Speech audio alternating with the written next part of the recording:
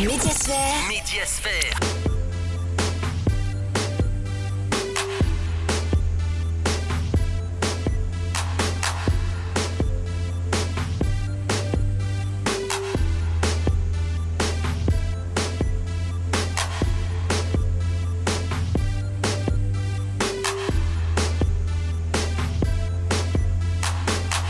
Bonsoir à toutes et à tous, chers téléspectateurs d'Espace TV. Un énorme plaisir de vous retrouver toutes les semaines sur la télé d'une autre planète. Vous savez, c'est tous les jeudis quand il est 20h passé de quelques minutes, juste après le journal. Nous sommes là ensemble, nous parlons de médias. Tout ce qui tourne autour de l'actualité médiatique, c'est seulement dans votre émission Médiasphère. Vous le savez, un très beau cocktail pour vous avec la semaine médiatique, avec l'invité du jour, avec le grand format.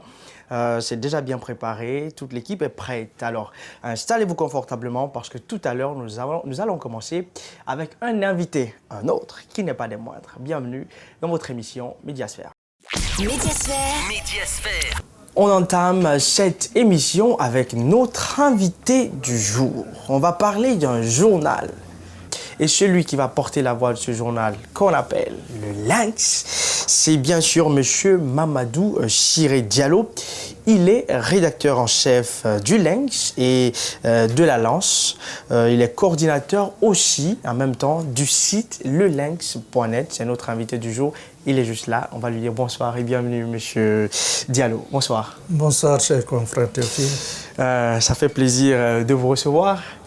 Merci, c'est un honneur. D'accord. Aujourd'hui, on parle du Lynx, c'est la presse écrite aujourd'hui. Je disais, mais bon, les projecteurs sur les gens qui ont tout le temps, qui aiment être derrière, écrire, c'est pas tout le temps. Vous aimez être toujours en train d'écrire, c'est mieux. C'est tout le temps. Nous, on est toujours à l'ombre, comme le diraient certains. Nous sommes les hommes de l'ombre. Ça vous fait quoi d'avoir fêté 30 ans de ce très beau journal?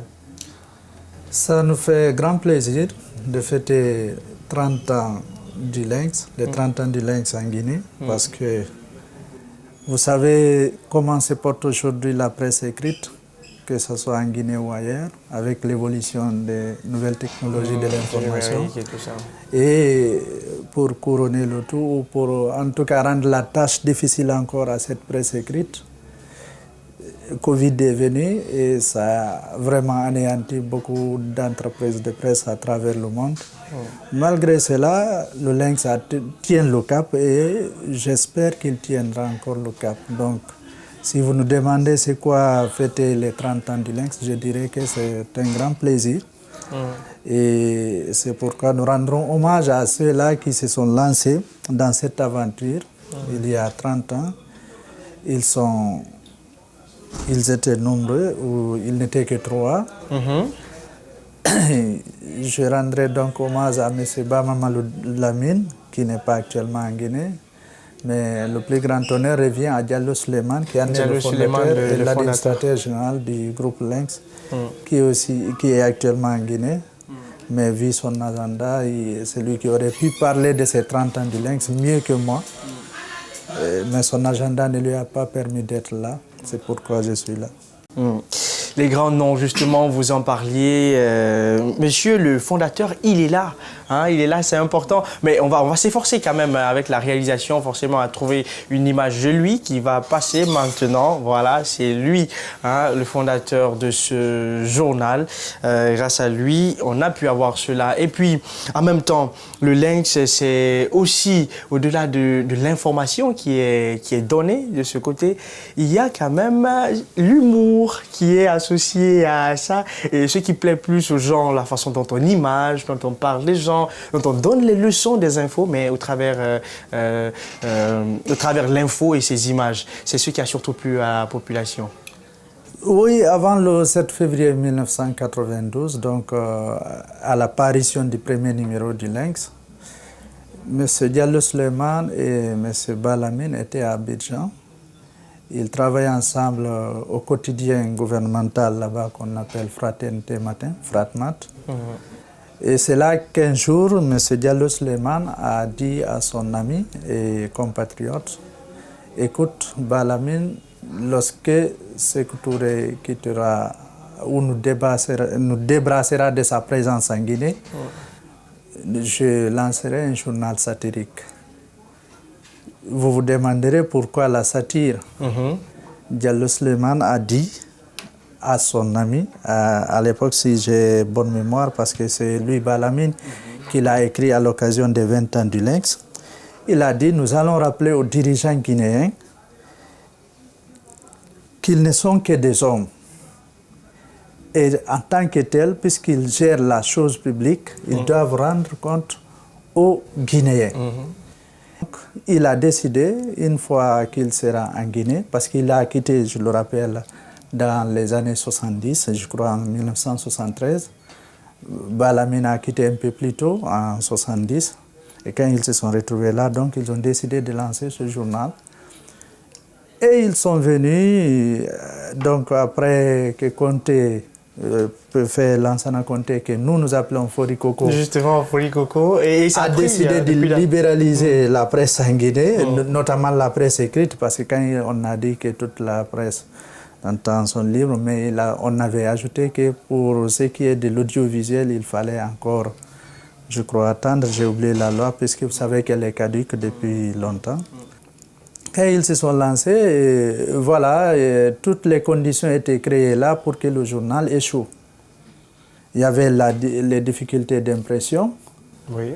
Il y avait d'abord ensuite les difficultés de collecte d'informations et puis de distribution. Parce qu'en Guinée, bon, c'était la presse privée, donc la presse naissante. Voyez-vous, quand le Lynx est né, on le fabriquait en Guinée, c'est-à-dire on écrivait les articles en Guinée, on faisait la mise en page, mais l'impression se faisait ailleurs. Et on le faisait en Côte d'Ivoire, je crois aussi au Togo. Et on amenait le journal là. Malgré cela, le journal était là dans les kiosques lundi. Et c'est via Air Afrique. C'est intéressant, ça fait 30 ans qu'ils sont là. Et justement, le journal taquinait aussi, disons, lançait des pics très souvent au niveau du gouvernement. Est-ce que aujourd'hui, 30 ans après, c'est la même chose? Comment se porte le Lynx dans ces jours-ci depuis quelque temps? 30 ans, c'est à la fois peu et beaucoup. Hein. Beaucoup par rapport à ce que, aux difficultés traversées, aux défis relevés, mais peu par rapport à la vie de la nation. Par rapport à la vie d'un journal, nous souhaiterions qu'il encore dure longtemps dans le temps pour toujours faire plaisir aux Guinéens. Mais la satire, ce n'est pas tout le monde qui l'acceptait en Guinée. Entre, je crois, 92 et 2002, ou en tout cas, le Lynx a connu pas moins de 5 procès. Diallo Souleymane a séjourné pas moins de 2 fois à ce que nous appelons là-bas l'hôtel 5 étoiles de Coronti, c'est la maison centrale. Donc vous comprendrez que les défis étaient énormes.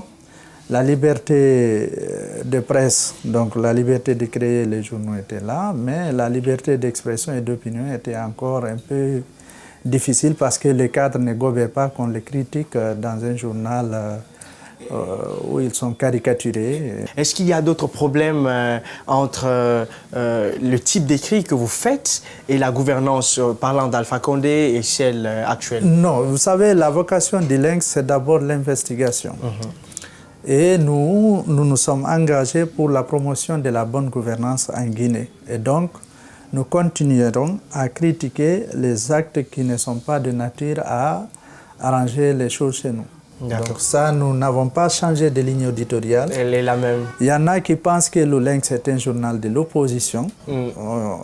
On se permet de les rectifier sur votre plateau. C'est un journal d'opposition. Ah, pas de l'opposition, pas mais de l'opposition. Quel que soit le pouvoir qui est là, quand il déraille, nous chercherons tant bien que mal à lui rappeler ses obligations vis-à-vis des Guinéens. Vous êtes rédacteur en chef.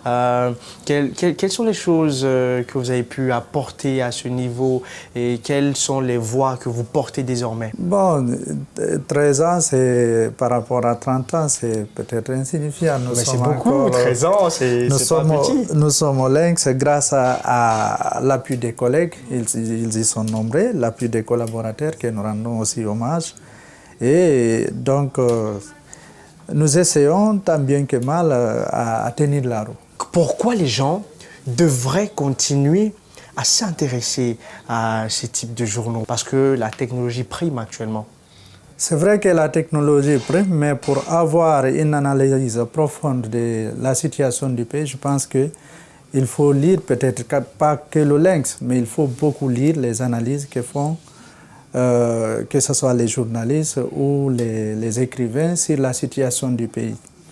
Donc, parce que la presse écrite rend compte du quotidien, c'est l'histoire au quotidien qu'elle rend compte au lecteur. Donc, il serait un peu gauche pour un Guinéen de ne pas connaître ce qui se passe dans son pays et de ne pas comprendre vraiment certaines situations parce que quand le problème se pose, il faut une analyse profonde certainement pour connaître les raisons d'une telle situation. Donc pour cela, il faut continuer à lire le Lynx et les autres journaux. Monsieur Mamadou Ciré Diallo, rédacteur en chef du Lynx et de la Lance. Il est coordinateur aussi du site lelynx.net. Vous avez cette caméra, 30 secondes, à tous qui vous suivent, à tous vos lecteurs. Hein, vous avez l'occasion de leur passer un mot. Bon, je leur dirais merci. Merci à ceux qui nous lisent, même à ceux qui ne nous lisent pas. Nous leur disons merci parce que en quelque sorte, par là, ils nous demandent de faire encore mieux et nous le ferons. Et je ne voudrais pas quitter ce plateau sans rendre hommage aux défunts qui nous ont quittés. Ils sont nombreux. Je citerai pêle-mêle William Sassine, dont la commémoration de la disparition devrait être fêtée aujourd'hui. Nous sommes le 9 février. Et aux autres disparus, dont le fils du patron, Diallo Suleiman, son fils Mohamed Diallo, et tant d'autres, parce que le temps est limité, je ne pourrais pas les citer tous, mais ceux qui sont aussi en vie, je leur souhaiterais, ceux qui sont malades, je leur souhaiterais prompt rétablissement. Ceux qui sont en activité, je leur demanderai encore beaucoup de courage et d'abnégation pour continuer à garder le cap. Merci beaucoup, monsieur. Merci d'avoir accepté notre invitation. Merci, ce sera avec plaisir pour les prochaines fois. En tout cas, joyeux anniversaire et bravo à toute l'équipe. Vous parliez donc de William Sassine, si je ne me trompe. On a là son tout premier article dans le journal Le Lynx. Et c'est lui qu'on défile à l'instant que vous pouvez voir. William Sassine, qui n'est plus des nôtres, mais c'est un grand nom de la littérature, vous le savez. Et donc c'est son tout premier article dans le journal Le Lynx qui défile. Merci beaucoup. On poursuit donc cette émission après notre invité et après avoir parlé du Lynx. Pour le grand reportage, nous allons nous intéresser à la cérémonie inaugurale du CNT, le Conseil national de transition. Les deux conseillers issus de la presse ont pris la parole chez nous. On commence donc par cette interview de Asmaou Bari. Elle est entretenue par Mamoudou Boulere Diallo et Ibrahima Souri Souma. Suivez. Médiasphère. Bonjour. Bonjour. C'est avec quel état d'esprit vous avez été installé? Quel a été ce que vous avez retenu dans ces différents discours? Vous avez suivi total 3 discours, Mali, Sierra Leone et puis celui de la Guinée. Très bien. C'est d'abord avec un sentiment de grande sérénité que nous entamons ce travail pour lequel nous avons tous été amenés au CNT. Et je pense qu'aujourd'hui, les conseillers qui ont été installés mesurent toute la responsabilité qui est désormais la leur pour permettre à la Guinée d'aller vers un retour à l'ordre constitutionnel. Et je pense que chacun saura mesurer cette responsabilité. C'est ce qui compte. Faire le travail pour lequel nous avons été amenés ici. Vous représentez une corporation, il y a beaucoup de problèmes dans le pays, mais il y a des problèmes spécifiques qui touchent les médias. Comment vous êtes seulement 2 personnes vous allez vous entendre pour l'essentiel. Non, je pense qu'aujourd'hui, il ne faut plus voir ces deux personnes. Il faut aussi compter, et beaucoup d'ailleurs, sur les autres conseillers avec lesquels nous espérons avoir une franche collaboration, travailler à élaborer ou à doter l'ensemble des secteurs qui sont dans le besoin de textes législatifs qui puissent favoriser leur promotion, la protection des Guinéens, donc les journalistes y compris. Je pense que lorsque les commissions seront mises en place, nous allons très rapidement passer au travail et pourquoi pas même consulter par secteur d'activité les acteurs concernés pour pouvoir doter chaque secteur de textes performants. On parle de la minorité des femmes dans ce conseil. Vous n'atteignez pas le quorum qui avait été demandé. Est-ce que c'est quelque chose qui vous inquiète un peu pour le respect du genre? Non, je pense que lorsque vous prenez 25 de 81, ça fait exactement 30%. Et c'est ce que la charte de la transition prévoyait, disait au moyen 30%. Maintenant, le commentaire qui me... Enfin, la désolation, c'est pourquoi on n'a pas pu aller au-delà. Parce qu'on a dit au moins, ce qui veut dire que rien n'empêchait d'avoir au plus, ou alors même avoir jusqu'à 50% de femmes. Et autre chose qu'il faut relever, je pense que la commission d'arbitrage des nominations a fait quand même un travail parce qu'il y a eu certaines entités qui n'ont pas pu respecter cette cotation parce que c'est là-bas que le combat aurait pu se passer pour que le principe de parité puisse être acquis à l'intérieur même des entités qui devaient désigner des représentants au sein du CNT. Cela n'a pas été possible. Il y a eu les 30% qui sont là aujourd'hui. Je pense que toute la responsabilité revient désormais à ces femmes, à ces 30%, à ces 25 femmes, de faire en sorte que le prochain Parlement soit paritaire, que d'autres institutions également puissent être paritaires. Ça veut dire que ces femmes aujourd'hui devront œuvrer pour que les autres qui n'ont pas pu se retrouver ici sentent qu'elles sont représentées au niveau du CNT. Médiasphère. Mamoudou Bouléré Diallo et Ibrahima Souri 5 Soumaï qui nous proposaient donc cette interview de Asmaou Barré. Et puis, il faut quand même, et c'est important de préciser que les conseillers n'ont de compte à rendre à personne si ce n'est au peuple de Guinée. On enchaîne donc avec l'autre journaliste qui lui aussi s'est adressé sur notre antenne. C'est bien sûr la personne de Yamoussa Sidibé. Yamoussa Sidibé est au micro de Daouda Mohamed Kamara et de Yacouba Traoré. Médiasphère. Nous sommes les représentants de la presse. Nous allons travailler à comprendre les attentes de la presse et puis les traduire dans les textes qui vont être écrits, les lois qui vont être votées. Nous allons nous appliquer à faire en sorte que tout ce à quoi les journalistes s'attendent soit effectivement assouvi. Mais vous savez, une fois ici, nous ne sommes pas que représentants de la presse, nous sommes des conseillers nationaux. Et donc, nous allons écumer les attentes nationales, les grandes préoccupations de la nation guinéenne, les aspirations des uns et des autres, et faire en sorte que tout cela soit traduit dans les textes et dans les lois. Médiasphère. C'est en tout cas l'essentiel de ce grand format que nous avons pu suivre, l'installation du Conseil national de transition. Ils ont d'ailleurs commencé des réunions, des activités. On espère que cela pourra bien porter fruit. Médiasphère. C'est quand même sans oublier ce qui se passe en semaine. Et ensemble, en semaine, on fait le tour. Et qu'est-ce que lui nous dit, notre cher ami Malik? L'affaire Air Guinée. On en parle, hein? Les vieux dossiers ressortent. Koto Selou, après avoir réagi sur la supposée limitation de l'âge des candidats à la présidentielle, il n'a pas tardé à faire de même sur l'affaire de Air Guinée. On s'en souvient, Air Guinée, d'accord. En tout cas, il n'a pas tardé de faire mention aussi de cela après ce côté âge. Qui a dit en plus le nom de cette affaire? Où on a prononcé ce nom, hein? C'est la question que se pose Malik Sangana Kamara.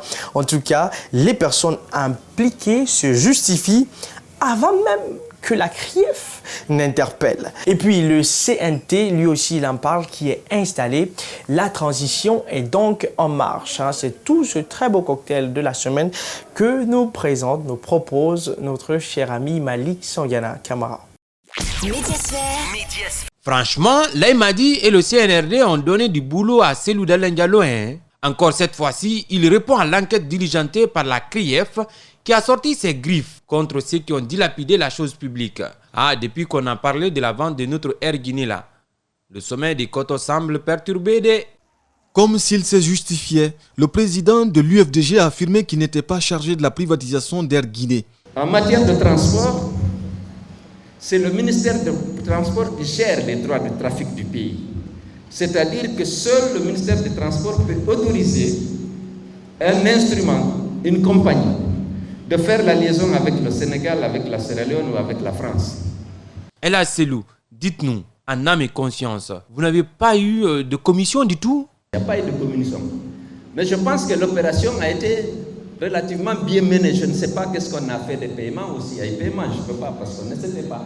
Si je comprends bien, votre signature ne figure sur aucun document concernant la vente de Air Guinée? Maintenant, la convention qui comportait des dispositions relatives au transfert des droits de trafic de Air Guinée à Air Guinée Express, cette convention, je l'ai signée. La Cour prend acte. L'acheteur de notre Air Guinée, sans doute, était Mamadou Sylla. À l'époque, je ne vous dis pas, il était l'homme le plus riche du pays. Comprenez-moi juste. Joint au téléphone par des chroniqueurs des grandes gueules, Mamadou Sylla affirme avoir payé 2 millions de dollars pour débloquer la flotte en Israël. L'avion été bloqué pour 2 500 000 dollars. L'État, à l'époque, le gouvernement guinéen n'avait pas le moyen de payer l'argent. Vérifiez. Les 2 500 000 dollars, demandez qui a payé ça. Que la CRIEF s'active. On a envie de savoir la suite de l'histoire. Le CNT prend enfin fonction. Oui, Dansa et son équipe ont désormais la lourde charge de produire la nouvelle constitution. À écouter Dr Dansa, l'engagement est total. Notre travail, nous allons l'effectuer en excluant toute considération porteuse de clivage déplacé et de division factice susceptible d'influer négativement sur le projet de renouveau national en cours. Nous veillerons à trouver les meilleures articulations qui vaillent pour la nouvelle constitution, afin que celle-ci repose désormais sur son inviolabilité par des esprits en proie à la tentation de la malgouvernance et de ces dérives qui ont causé tant de tort à notre pays. Un discours franchement, du président du CNT aux pessimistes de ne pas le croire. Merci au président Laïmadi pour ses bus sortis port. Nos conseillers ne vont plus souffrir à se présenter à l'heure au service. D'ailleurs, les retards ne seront pas tolérés du tout. Nous sommes au palais ce lundi 7 février, conformément aux instructions du colonel Mamoudou Doumbouya, président de la transition, chef de l'État, chef suprême des armées, pour la remise officielle des 3 bus à monsieur le président du CNT, pour faciliter le travail des conseillers nationaux. Vive la transition pour que, à bas les véhicules 4x4, le pays traverse une période d'austérité. On le sait déjà. Que ce soit la dernière fois, ce genre de conduite. Si vous voulez prendre la parole, vous prenez la parole et vous respectez le temps de parole. C'est important. Vous avez développé beaucoup d'idées, on ne vous a pas coupé la parole. C'est quand votre temps est arrivé, la parole a été coupée. Vous n'êtes pas supérieur aux autres. Il est important de tenir compte et de respecter ça.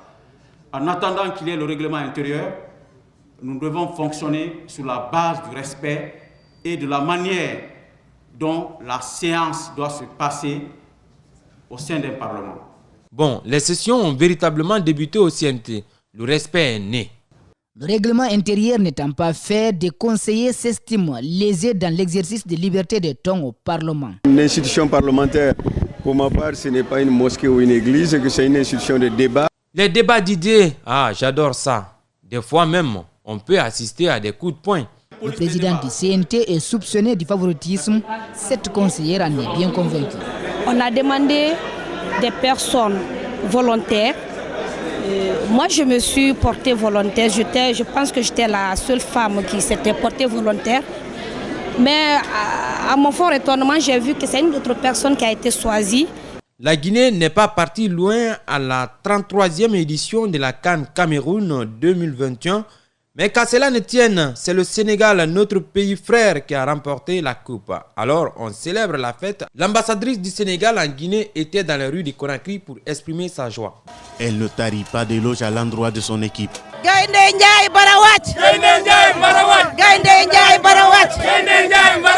Bravo à tous les Guinéens. Communiez avec nous. Bravo à toute la communauté. Ça, c'est une victoire pour l'Afrique. Mais particulièrement pour le Sénégal, Excellence. Félicitations aux Lions de la Teranga, Nangadef. Waouh! On a longtemps voulu, pendant plus de 40 ans on cherche ça. Enfin, une étoile sur le maillot, une étoile. Le Sénégal enfin, putain, yeah! Médiasphère. Kotoselou, il en parle avant que ça ne lui arrive. On se rappelle encore la semaine dernière, on parlait de la limitation de l'âge qu'il mentionnait. Faites gaffe au CNRD. Et puis aujourd'hui, donc par rapport à l'affaire Air Guinée, vous avez donc pu entendre, c'est important. Et le CNT, c'est en tout cas ce qui a fait le condensé de l'actualité de toute cette semaine. On espère que vous avez compris et que vous êtes informés de tout ce qui se passe en Guinée, en tout cas dans son ensemble. Médiasphère. Pour que nous puissions terminer cette émission en beauté comme toutes les semaines, chers toutes et tous, nous vous proposons On Zappe. Et On Zappe, c'est un condensé de toutes ces parties poignantes et intéressantes que nous propose Condé Sekouba.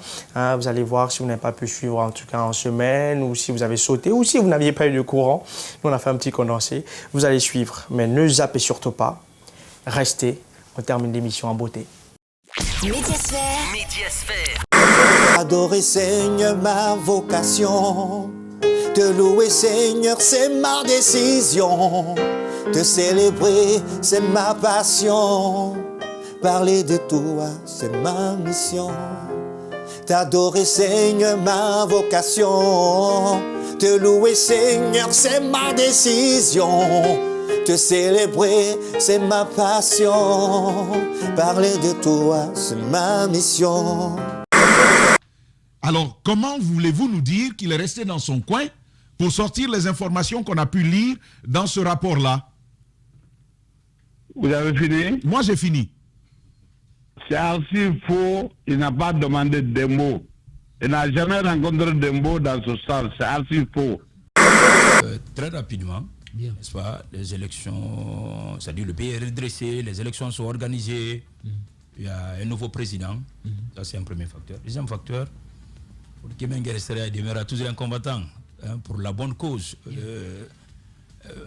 voyez, je viens de le dire ici, aimer sa patrie et se battre pour elle est une forme d'adoration de Dieu.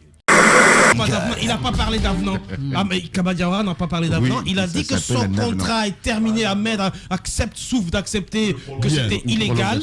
Il a dit que son contrat est terminé en janvier. Il ne nous a pas dit que son contrat a été prolongé. Est-ce que vous allez lâcher ce garçon? Ça veut dire qu'on avait un coach illégal à la CAN. Vous êtes là comme des morts. Demi-finale, Mamadi Kaba Dieng, vous avez tiré penalty dans votre carrière? Oui, moi j'ai tiré penalty quand j'étais à CIK. C'est un geste technique? Ouais, c'est un geste technique. Penalty, il y a des sang-froid. Okay. Bon, avant que tu viennes penalty, d'abord, toi, tu dois choisir un côté dans ta tête. Ok. De changer. Allons droit au but. Si vous permettez. Tu ne le fais pas à moi, Mani. Oui, voilà. Allons droit au but. C'est qui le problème? Le problème phoniqué est pris en otage par un clan. Quel clan? Non, mais vous le savez. Non, mais comment ça on sait? On ne peut pas deviner, nous. Non, Lamine. Non, mais va droit au but, mon cher ami. Soit tu as des couilles, soit tu n'en as pas. Je suis désolé. Médiasphère. Voilà, c'est la fin, chers toutes et tous. Merci à vous d'avoir été nombreux. Merci à vous de nous avoir suivis sur Espace TV. On se donne rendez-vous la semaine prochaine pour ensemble faire le tour de toute la sphère médiatique. Mais avant, on dit merci à tous qui ont permis à la réalisation de cette émission. Notre cher ami de toutes les semaines, Aboubacar Din Camara, il ne manque pas, il est là. Merci à lui. Et puis, celle qui était aujourd'hui au son et qui a permis amis, à ce que vous nous entendiez, c'est bien sûr Kadi Fofana. Merci aussi à Kadiatou Ba de Kadiatou, hein, deux dames aujourd'hui. Merci beaucoup à Alassane Barry qui était là. Le tout réalisé pour vous aujourd'hui par Condé Sekouba, bien sûr sous l'œil vigilant d'Alpha Amadou Djoulde Diallo. Chers toutes et tous, prenez soin de vous où que vous soyez. On se donne rendez-vous pour la semaine prochaine quand il est jeudi passé de 20h quelques minutes. Restez sur Espace TV, nos programmes sont et demeurent les meilleurs. Au revoir. Médiasphère.